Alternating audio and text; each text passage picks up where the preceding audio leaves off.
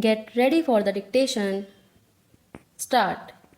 Mr. Chairman, the discussion on the resolution put forward by Mr. Sinha and the substitute motion put forward by Mr. Das has turned out to be a discussion in the nature of a general discussion of the budget of the All India Radio.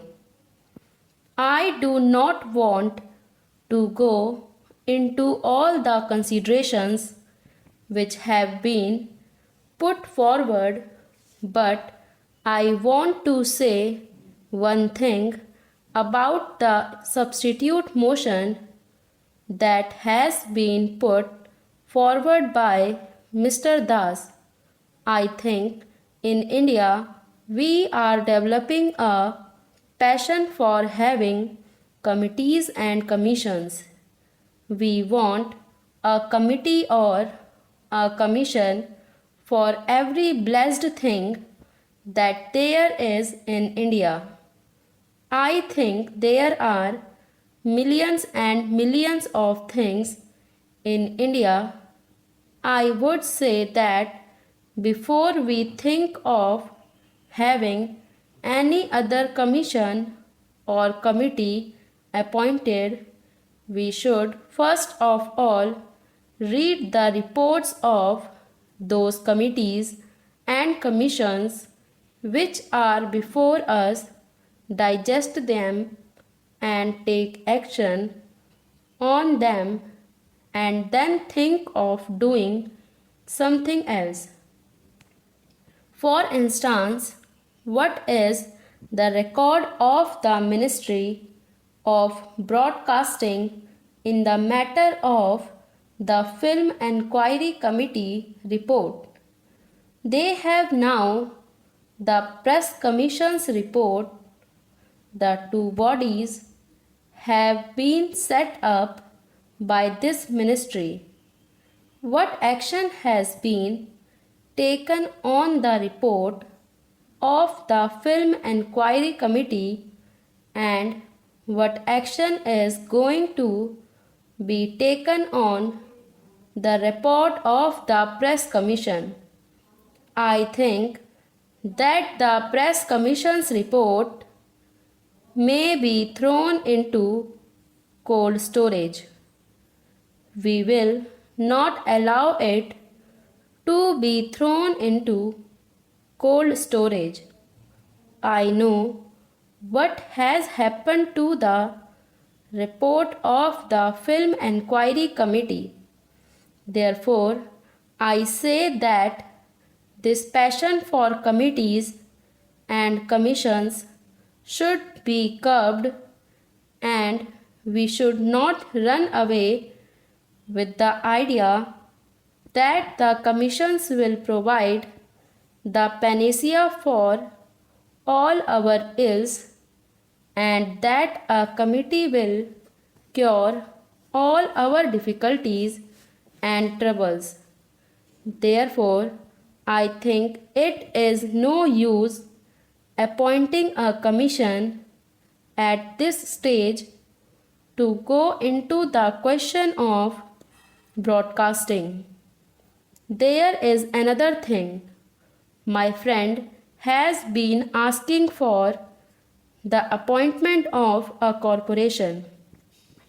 I am a member of the Lok Sabha, and if you ask me to be a party to the appointment of a corporation, it would be tantamount to this that I abrogate almost all my responsibilities and privileges as a member of the Lok Sabha. I was saying that the need is for direct control. The control should not be slackened for a minute. Unless it is done, I am sure the lines on which these persons want the radio to develop will not be possible.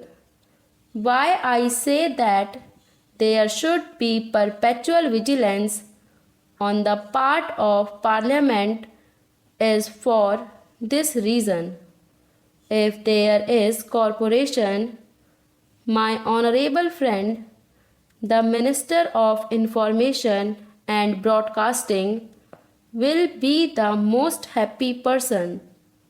He will have all the privileges which he is having now, and he will not have the necessity of coming before us to give answers to our questions and to submit to us reports. He will have all the privileges and very little responsibility for that. I say that the control which the Parliament exercises over the All India Radio at the time of the budget is sufficient to make these people wake up. It is sufficient to make these people active who are slack. It is sufficient for those people who practice nepotism to be fair, and if there is a corporation, the whole thing will go away and we shall not have any control over the All India Radio. Now we have control over appointments through the Public Service Commission, and if we have a corporation, I do not think you will have that control. We have control over the All India Radio on account of the Public Accounts Committee and the Estimates Committee. My friends have said that the Estimates Committee has suggested 92 improvements to be made in the All India Radio. I think that shows how effectively and how comprehensively the work has been done.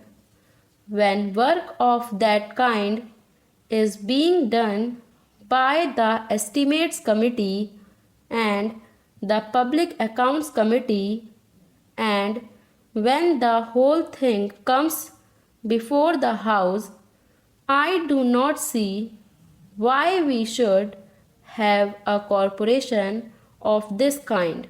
We in India, in this transitional era, are suffering from self-contradictory impulses.